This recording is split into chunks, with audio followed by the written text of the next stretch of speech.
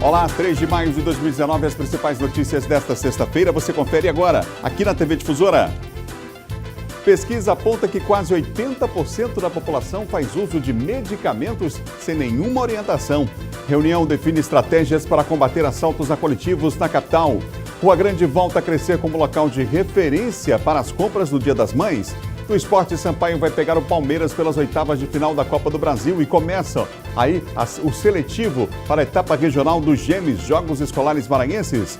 No estúdio eu converso com o poeta Augusto Cassas, que lança amanhã 3 livros em um sarau aqui em São Luís. O Bom Dia Maranhão está começando agora.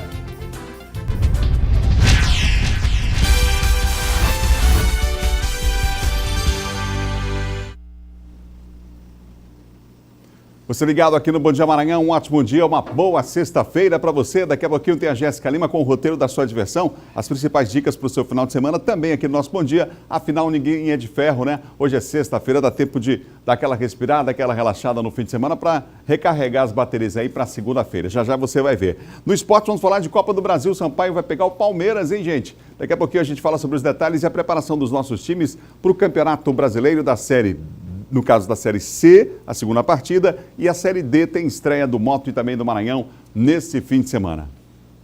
Mas nós começamos o Bom Dia Maranhão de hoje falando sobre um péssimo hábito de nós brasileiros, não é? A automedicação. Acaba de ser divulgada uma pesquisa que mostra que boa parte da população faz uso de medicamento sem nenhuma orientação, gente. Que perigo, né? Acontece hoje aqui na capital uma ação para combater esse tipo de atitude que pode trazer sérios prejuízos à saúde. O Eduardo Ericeira que tem os detalhes para nós dessa ação e também dessa pesquisa que foi realizada, não é isso, Eduardo? Bom dia. Olá, muito bom dia, Adalberto. Bom dia a todos que acompanham o Bom Dia Maranhão. São números preocupantes envolvendo essa questão da automedicação, que pode até ser prejudicial à saúde, causar um efeito contrário. A pessoa vai estar se medicando para resolver algum problema de saúde e com a automedicação pode prejudicar ainda mais a saúde. O levantamento foi encomendado aí pelo Conselho Federal de Farmácia e a pesquisa foi feita por um instituto que atua aqui no Brasil, que identificou que 77% dos entrevistados, 77% dos brasileiros se automedicou nos últimos 6 meses. Quase metade, 47%, utilizou aí, se automedicou pelo menos uma vez por mês. E 25%, quer dizer, 1/4 dos entrevistados, um número bastante elevado, um índice bastante alto, 25% dos entrevistados aqui no Brasil disse que se automedica por dia ou pelo menos uma vez por semana. Todo dia se automedica ou pelo menos uma vez por semana, quer dizer, um número bastante elevado também. Essa pesquisa ela foi aprofundada, são vários outros dados que foram levantados durante essa pesquisa. Por exemplo, a prática é mais comum entre as mulheres, mais da metade delas, mais da metade das entrevistadas, 53%, informou utilizar medicamento por conta própria, pelo menos uma vez ao mês. A automedicação é menos frequente na região sul, onde 29% dos entrevistados declaram não utilizar medicamentos por conta própria. A maioria dos entrevistados afirmou que se automedica quando já usou o mesmo medicamento outras vezes, ou seja, quando já se automedicou antes, acaba se automedicando de novo. Isso é uma prática que a gente sabe que é bastante comum entre o público brasileiro. 61% dos entrevistados falou que age dessa forma. A facilidade de acesso ao medicamento foi outro fator determinante, principalmente entre o público jovem de 16 a 24 anos de idade, quer dizer, as pessoas estão começando a se automedicar muito cedo, de 16 até 24 anos de idade. 60% dos entrevistados falou que se automedica nessa faixa etária. Como eu disse, essa pesquisa foi bastante aprofundada para celebrar, para comemorar o Dia aí nacional do uso racional de medicamentos. Vai acontecer aqui na capital São Luís uma ação, vai ser realizada no Tropical Shopping, no bairro do Renascença, aqui na capital São Luís, na tarde dessa sexta-feira, das 14 até as 17h30, portanto, das 2 horas da tarde até as 5h30 da tarde, no Tropical Shopping, no bairro do Renascença, na capital São Luís. Vale a pena participar para melhor se informar sobre essa questão tão importante e que as pessoas devem ter consciência, devem procurar informação, que é a questão da automedicação. A gente volta com você, Adalberto. Obrigado, Eduardo, pelas informações. Está o Eduardo circulando pela cidade, trazendo informação ao vivo para você. São 7 horas e mais 5 minutos, 7h05 agora. Vamos falar de segurança com Silvan Alves.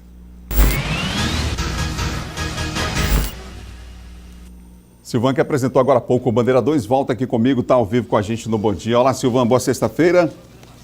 Olá, bom dia, Adalberto. Bom dia, boa sexta-feira a você e a todos. Silvan, vamos falar daquele caso lá de Presidente Dutra que chamou a atenção daquela senhora que estava desaparecida, não é? E aí tem, na verdade, aquela senhora que ela foi executada. Foi executada Isso. E a polícia estava suspeitando do marido, enfim, ele foi preso? Exatamente. A polícia agiu rápido, viu, Adalberto? Esse crime, menos de 12 horas, porque, na verdade, ela foi executada na madrugada de ontem. Ela é dona de uma pizzaria lá em Presidente Dutra e fechou a pizzaria no final do expediente, início da madrugada, e estava voltando para casa, para a residência dela, quando ela foi abordada por 2 homens em uma moto, a Rayara Santos Feitosa, e aí foi executada a tiros na porta da casa dela. A polícia começou a trabalhar, e o delegado César Ferro, da Delegacia Regional de Presidente Dutra, já ontem pela manhã, já estava com o senhor Bartolomeu Ribeiro da Silva, que é o ex-companheiro dela, preso, já com uma determinação da justiça. Por que ele é o principal acusado?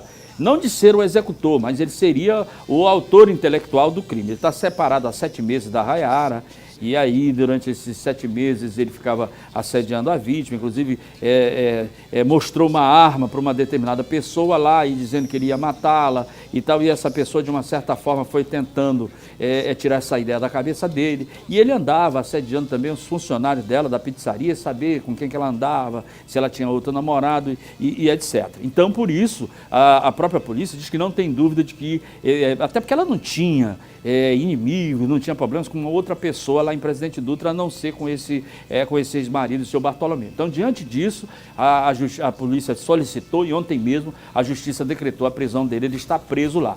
O que a polícia está tentando fazer agora é chegar aos executores, os autores do crime, já que acredita-se que ele tenha contratado as pessoas para executarem a Rayara Santos Feitosa.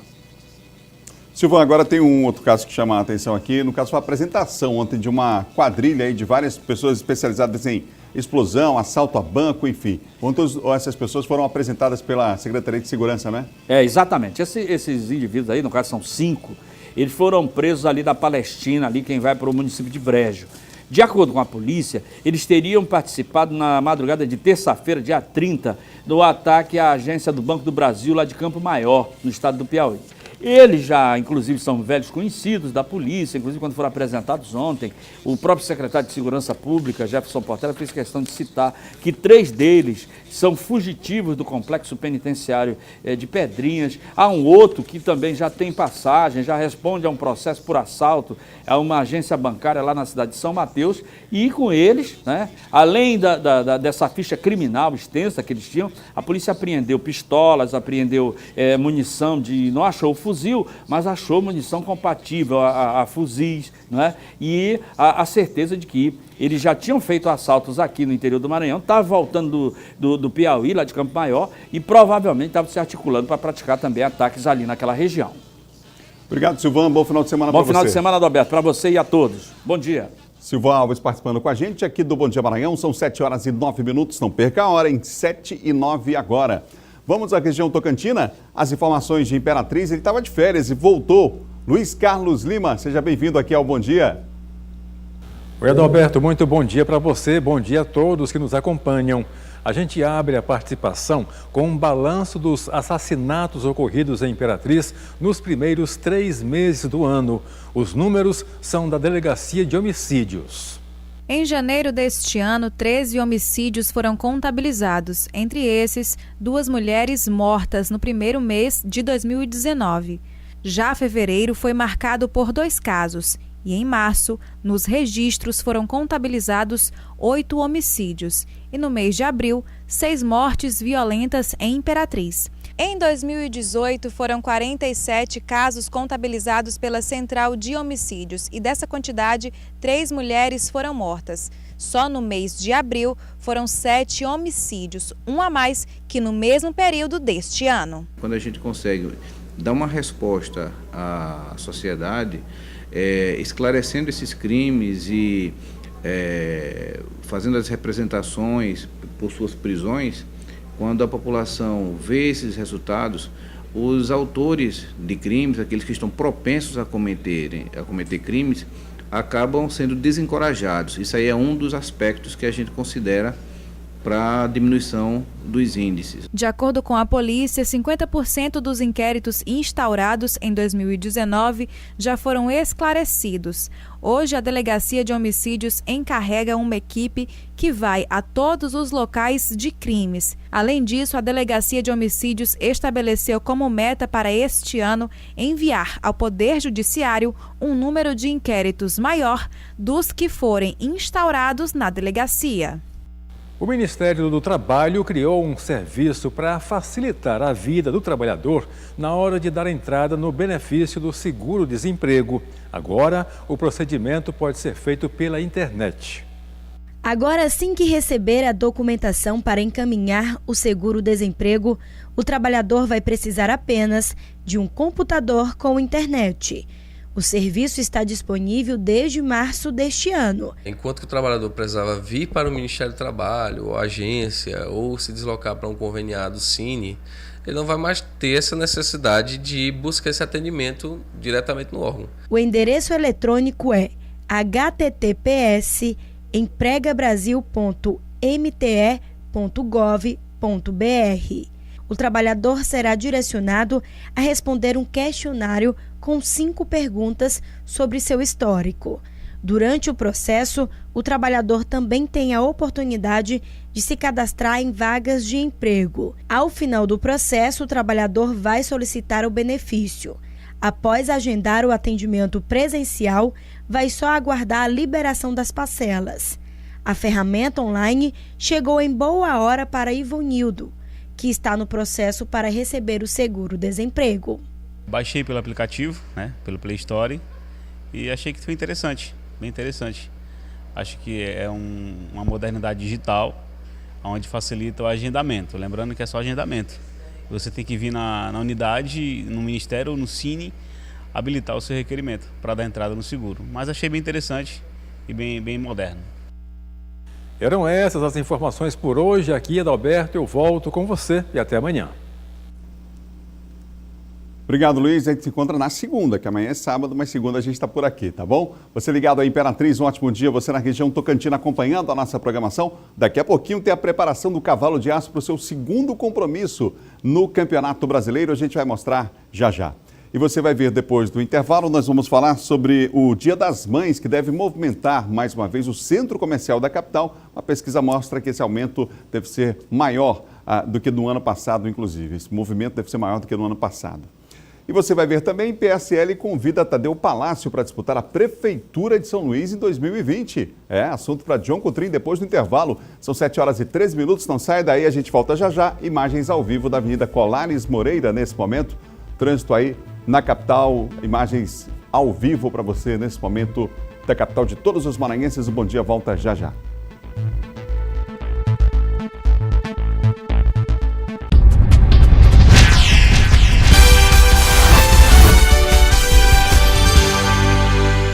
Sete horas e mais 17 minutos, de volta ao Bom Dia Maranhão ao vivo para todo o estado aqui pela TV Difusora. Olha, alunos que pediram isenção da taxa do Enem, o Exame Nacional do Ensino Médio 2019, já podem conferir se tiveram seus pedidos atendidos a partir de hoje. O Eduardo Ericeira confirma essa informação para nós. Eduardo, já está disponível lá no site, então, essa relação aí dos pedidos que foram deferidos?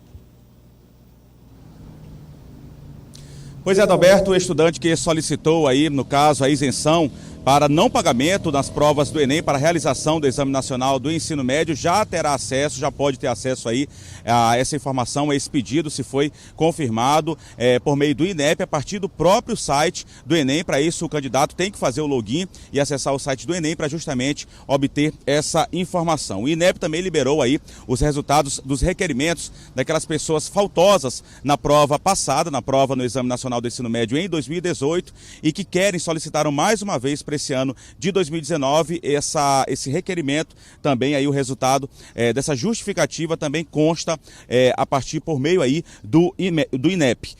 Os interessados em fazer a prova vão ter que voltar ao site do Enem. As inscrições, a gente lembra, já começa a partir da próxima semana, de 6 a 17 de maio, eles devem fazer essa inscrição e as provas serão aplicadas nos dias 3 e 10 de novembro, quer dizer, os candidatos terão bastante tempo para se preparar. Tem direito a essa questão da isenção, essas pessoas, elas se enquadram em 3 categorias, Adalberto. São aquelas pessoas que estão cursando o terceiro ano do ensino médio em uma escola pública, neste ano agora de 2019, e consta no censo escolar. Isso é um primeiro critério. O outro critério são aqueles estudantes que estudaram a vida toda em escola pública ou estudaram em escola privada, constando aí que fosse 100% bolsista, enquadrado aí na situação de 100% bolsista, e que tem apenas renda familiar de 1,5 salário por pessoa. Essas pessoas também se enquadram, é outro critério. E o terceiro critério para poder fazer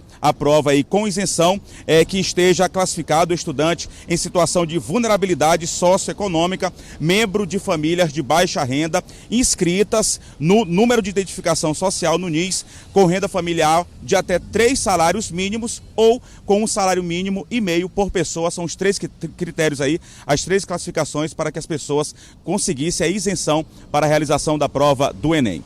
Adalberto. Obrigado, Eduardo, pelas informações. Eduardo Ericeira, daqui a pouquinho, volta com mais uma participação aqui no nosso Bom Dia. São 7h20.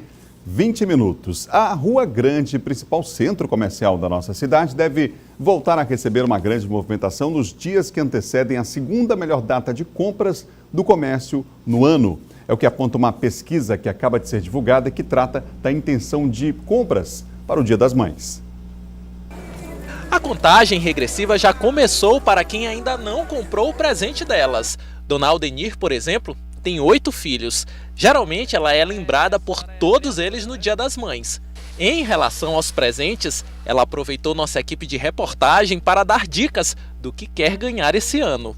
Gostaria de ganhar dos meus filhos, ventilador, um fogão, essas coisas. A pesquisa de intenção de compras lançada pela Fé Comércio traz informações relevantes sobre como o consumidor deverá se comportar nestes dias que antecedem a data que lembra as mamães. Uma delas é que houve um aumento significativo de consumidores que esse ano vão preferir ir às compras na Rua Grande, que no momento está sendo revitalizada. Com o avanço da obra, esse ano a gente tem aí uma melhoria nessa expectativa de intenção de compras aqui na Rua Grande. Essa intenção cresceu 73% em relação ao mesmo período do ano passado e mostra que o consumidor vai se reaproximando da Rua Grande justamente por essa requalificação que foi feita aqui na área central de São Luís. E os próprios consumidores é que confirmam. Depois que recebeu melhorias, ficou muito mais agradável transitar no principal centro comercial de São Luís. Dá prazer de sair e vir, porque a gente anda com mais facilidade. Ficou mais cômoda, né? Isso, ficou. Ficou bom, ficou totalmente diferente, tá certo? Ficou muito diferente, ficou legal, tá muito bom. O acesso ficou muito melhor. Melhor, ficou... Vestuário, itens de perfumaria e calçados são as opções mais procuradas pelos filhos. E na hora de pagar, a modalidade à vista continua sendo a escolha principal. O consumidor, e o destaque que a pesquisa da Fé Comércio mostrou esse ano foi um crescimento do crediário das lojas. Aí cresceu de 7% para 10% de intenção de utilização do crediário das lojas, que é uma alternativa que o empresariado tem de também atrair o consumidor e também fidelizar esse consumidor, porque o crediário é uma forma de parcelamento próprio do lojista. Nessa loja, em plena Rua Grande, opções das mais variadas possíveis não faltam. A Joselândia ainda está pesquisando o que vai dar de presente para a mãe dela. Eu estou com minha mãe, que ela foi, aí ela está fazendo compra para o Dia das Mães. Tá certo. A senhora já está vendo o que a senhora pode comprar para ela? Também. Ela gosta do quê? Várias coisas. Vou ver aqui qual é a melhor para ela gostar.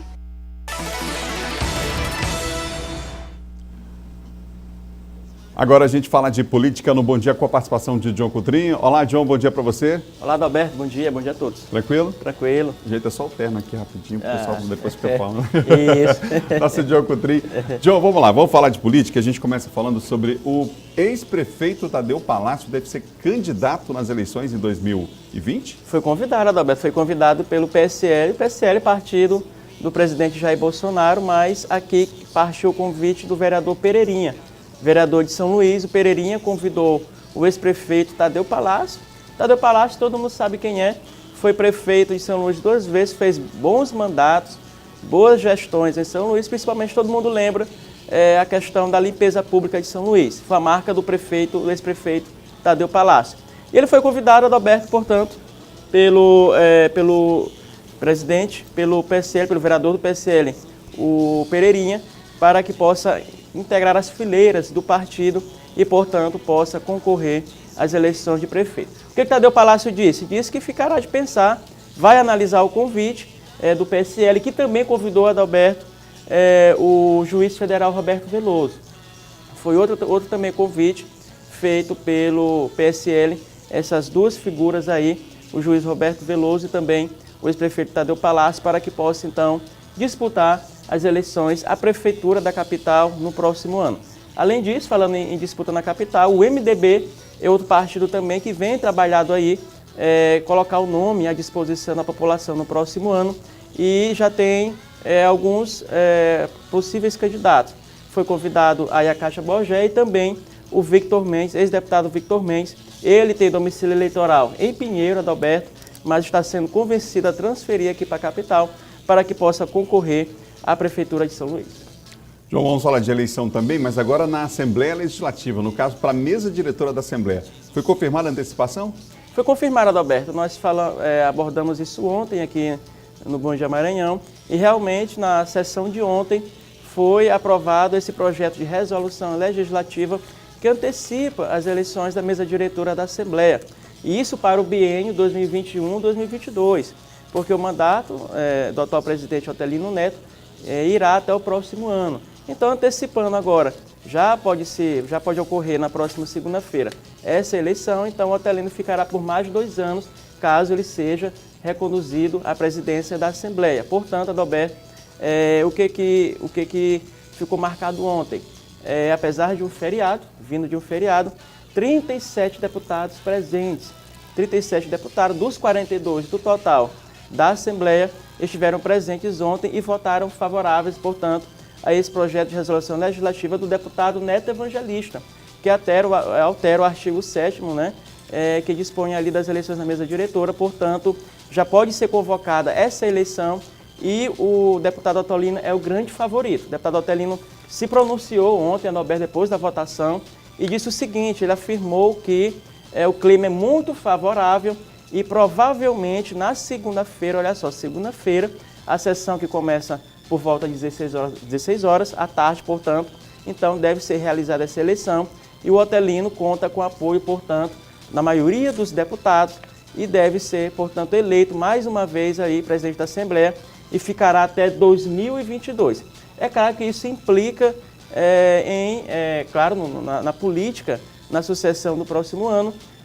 Vale lembrar que o projeto de resolução é do Neto Evangelista. O Neto Evangelista é pré-candidato a prefeito de São Luís, então ali isso tem, claro, desdobramentos nas eleições do próximo ano. O Otelino, muito próximo do senador Everton, que é do PDT, e também o Neto, que é candidato, o Neto é do Democratas. Portanto, esses partidos bem integrados, bem unidos, já vislumbrando as eleições do próximo ano. É uma outra leitura que se pode fazer desse ato, já dessa antecipação, né? Exatamente. João, no cenário nacional, reforma da Previdência, como é que está a agenda lá no Congresso Nacional, hein?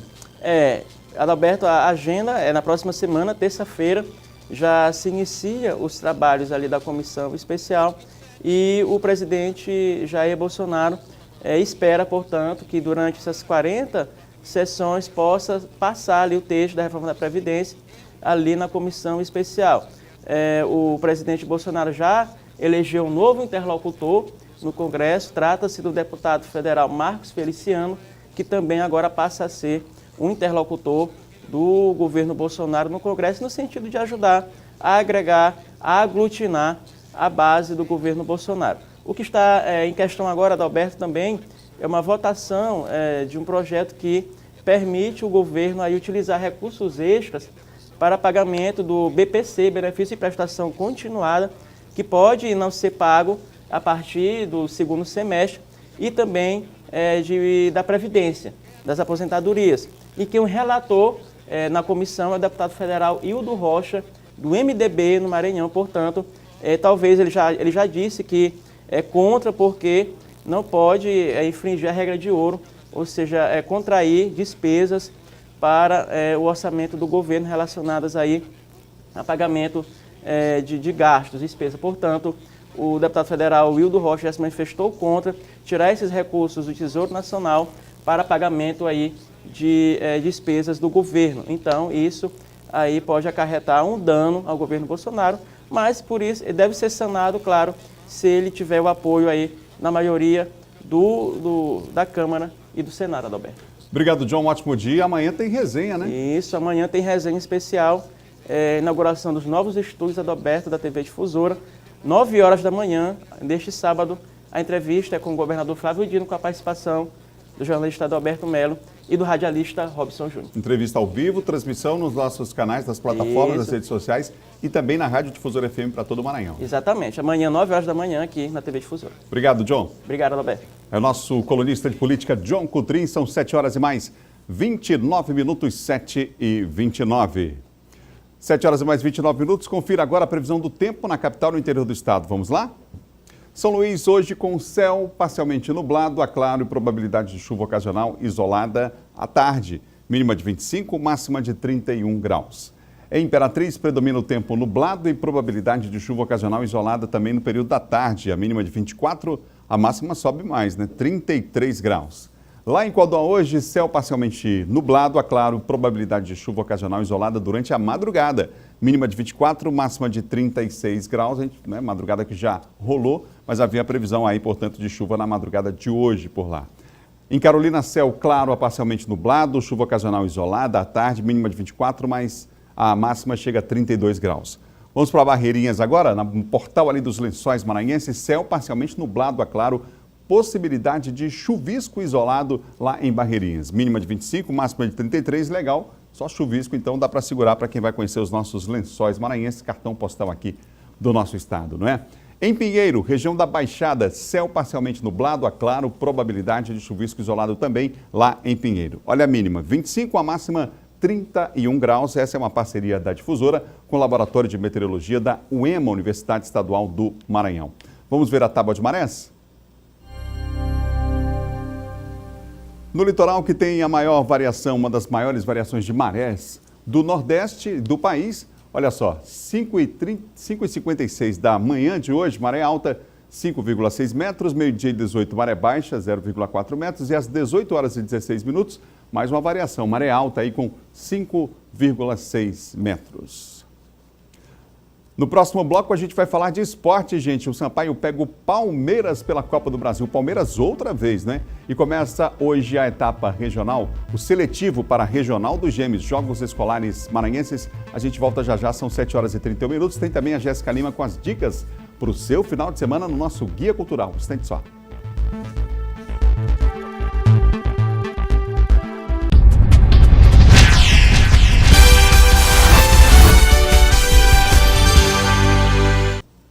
Estamos de volta às 7h35, você ligado no Bom Dia Maranhão em todo o estado. Um abraço aos amigos do interior acompanhando a nossa programação em Caxias, em Codó, em Coroatá. Obrigado pela preferência aqui, pela audiência na TV Difusora. Um ótimo dia para você, já um bom final de semana, a gente já vai antecipando aqui.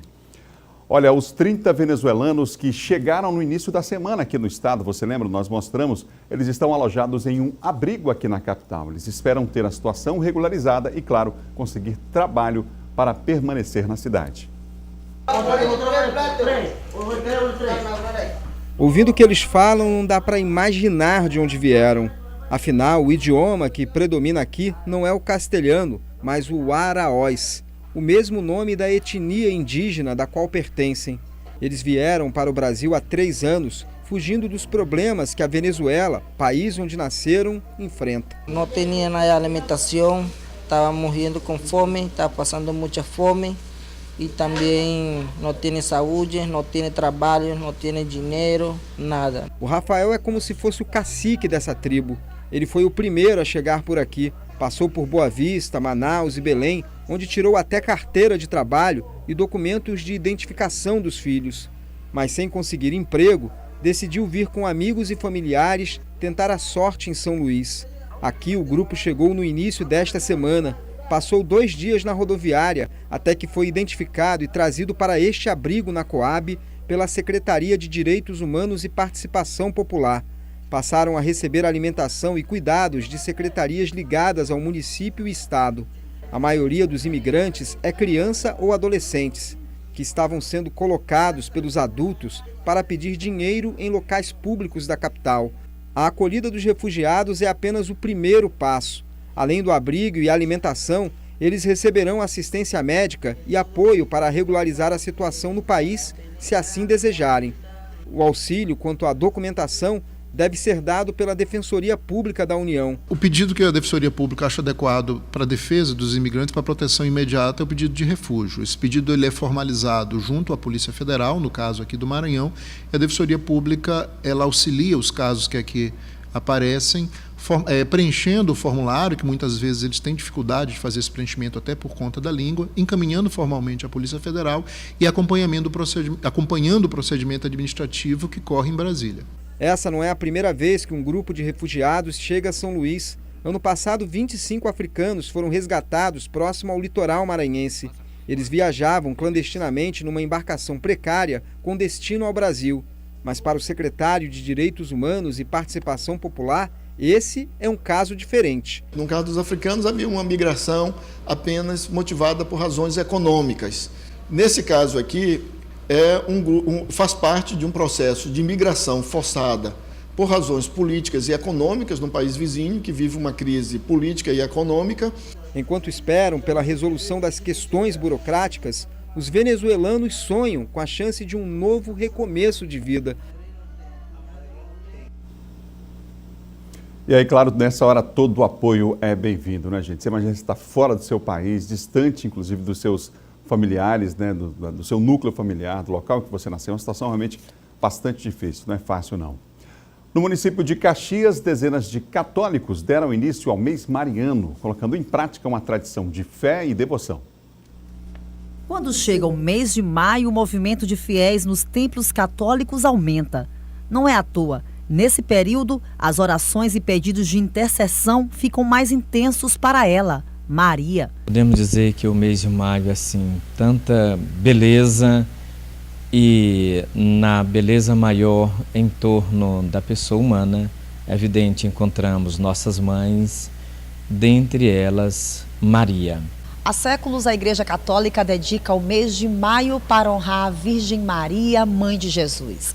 A tradição começou na antiga Grécia, depois em Roma e logo seguiu o mundo todo.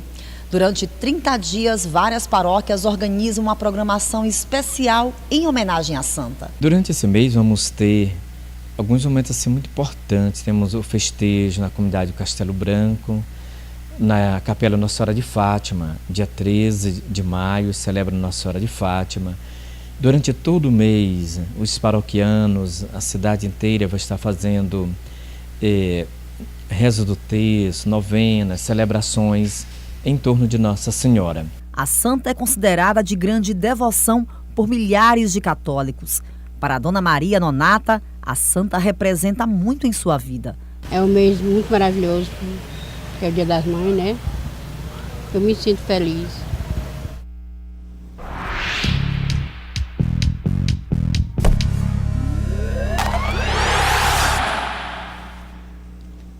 Vamos falar de esporte agora aqui no Bom Dia Maranhão. Começam hoje em todo o estado as disputas da fase classificatória para as etapas regionais dos Jogos Escolares Maranhenses, os GEMES. Eduardo Erecer está em frente a um dos ginásios que vai ser usado, inclusive, em que as disputas vão acontecer. Onde que você está nesse momento, Eduardo?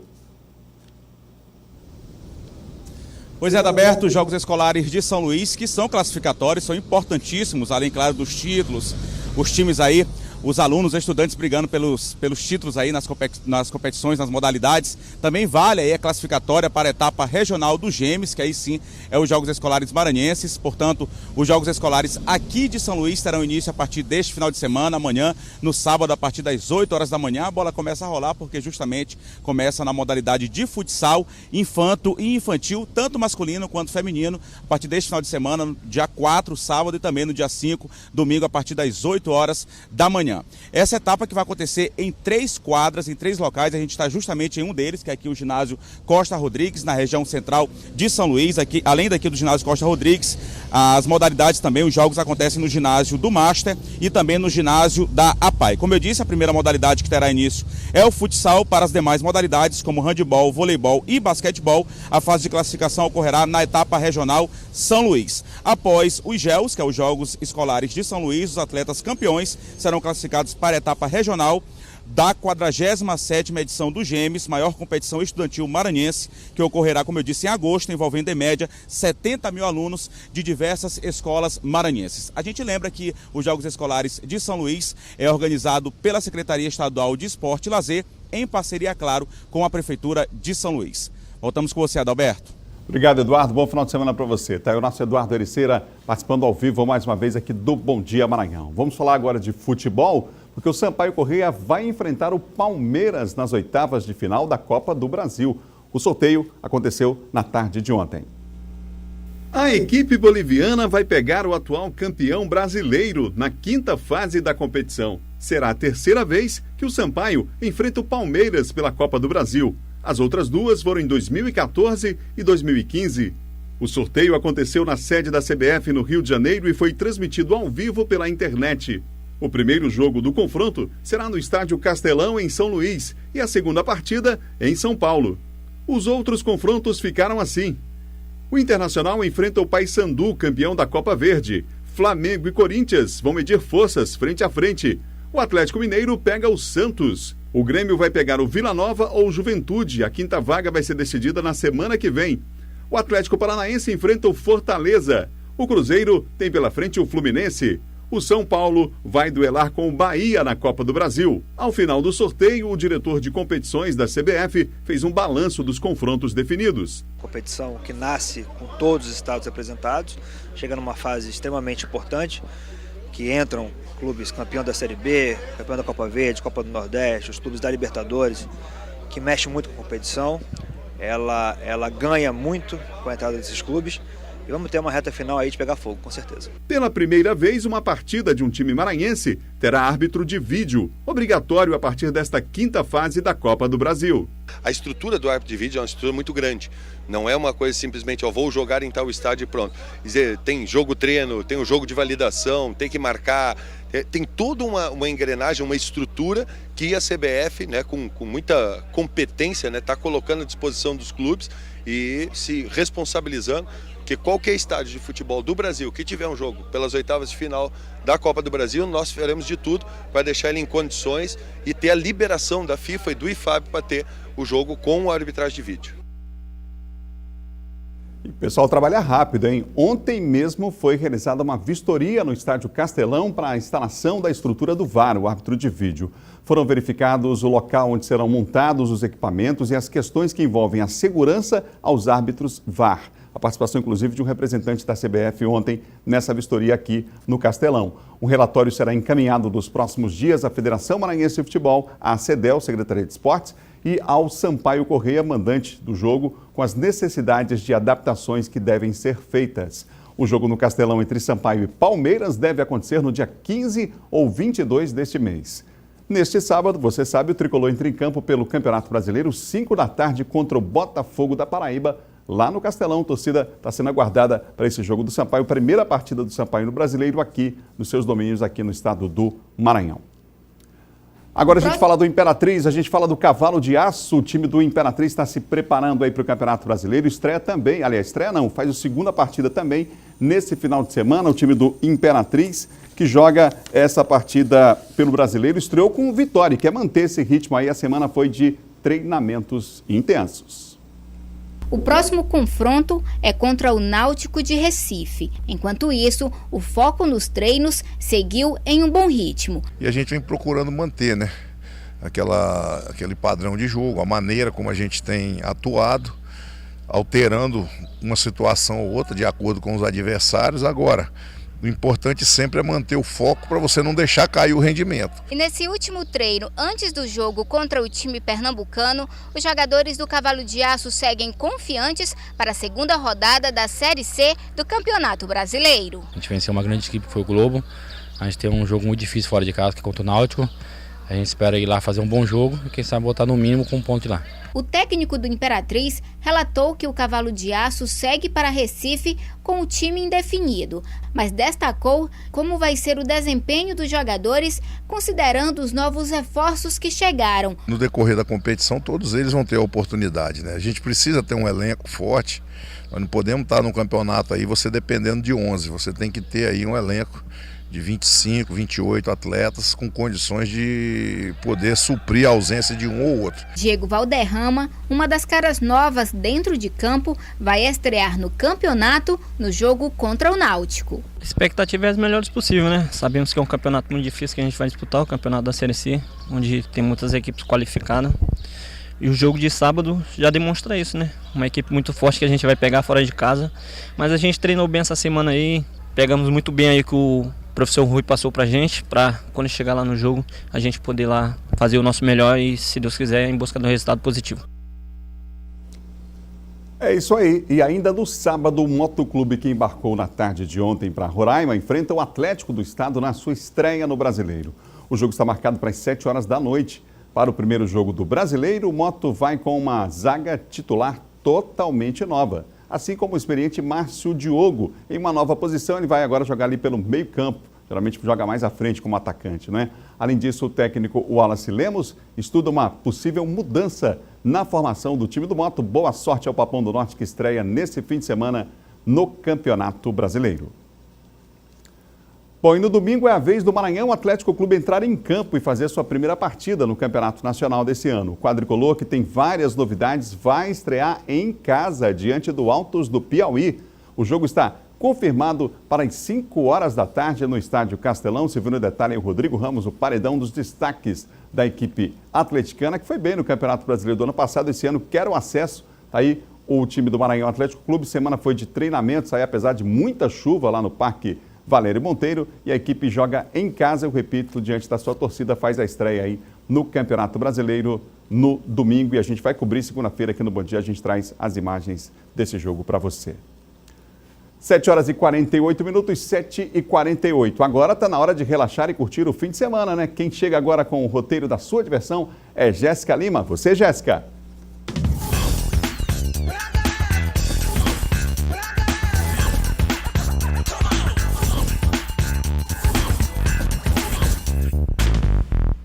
Olá, está começando mais um guia cultural cheio de dicas para toda a família se divertir.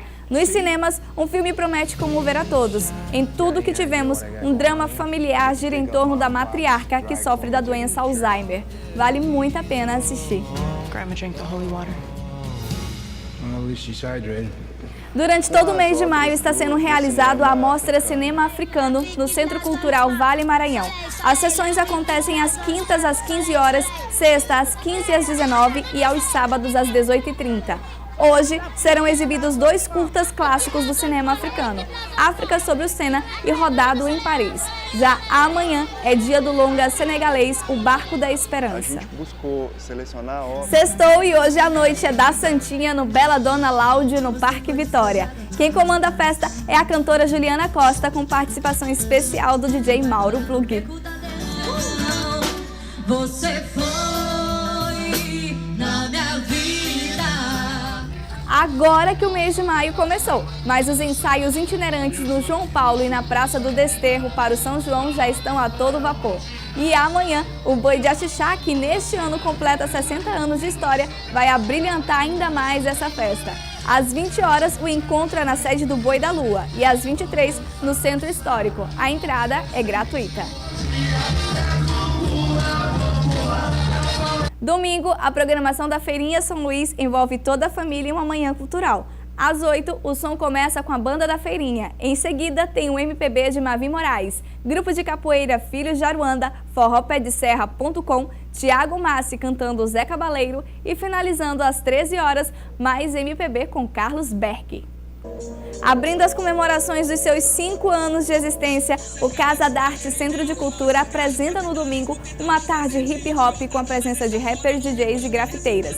É o lançamento do EP Minhas Tracks do MC Luca, que tem como convidados os rappers Jonição e Preta Lu, o DJ Aladim e as grafiteiras Maria Zeferina e Gabi Assunção.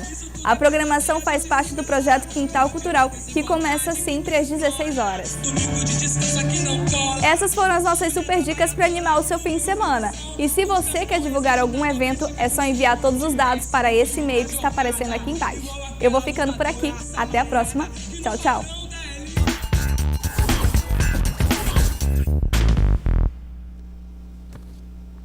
Valeu, Jéssica Lima, e as dicas para o seu final de semana. Mais uma dica que amanhã o poeta Luiz Augusto Cassas faz sessão dupla de autógrafos e sarau amanhã na MEI, no Shopping São Luís, Livraria MEI, a partir de 5 horas da tarde. Vai ser muito legal. 3 livros lançados pelo Cassas, que pela primeira vez em 6 anos está de volta aí, retoma sua temporada de lançamentos para o público aqui da capital.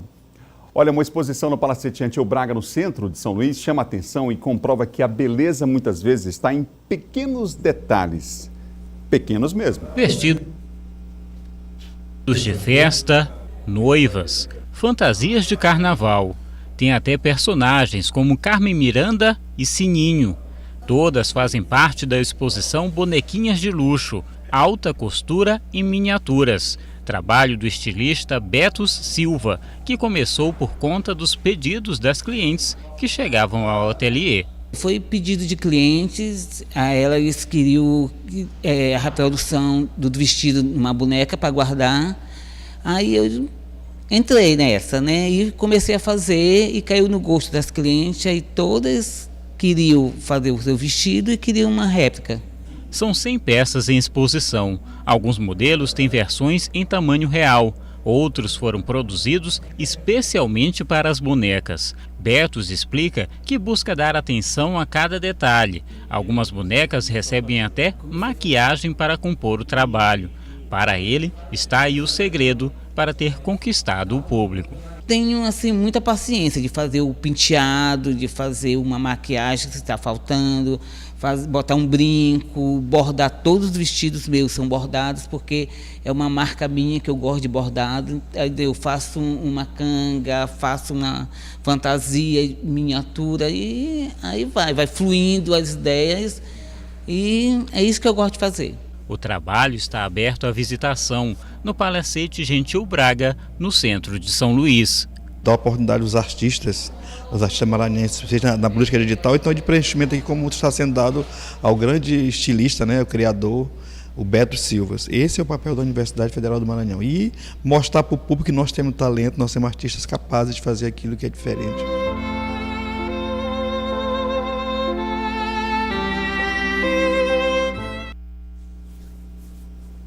Diferente, interessante, né? O Bom Dia Maranhão termina agora. Outras notícias você tem no portal MA10. Segunda-feira a gente vai falar sobre o ensino superior aqui no Bom Dia. O professor Antônio Gonçalves, presidente do ANDE, Sindicato Nacional dos Docentes do Ensino Superior, vai estar com a gente aqui falando, refletindo sobre essas mudanças recentes nessa área, tá bom? A gente se encontra amanhã. Bom final de semana. Imagens ao vivo nesse momento você tem da capital de todos os maranhenses. Olha a imagem aí, ó. Bela imagem da Praça do Panteão, no centro da capital maranhense, desse momento. A gente se encontra na segunda. Até lá, bom final de semana.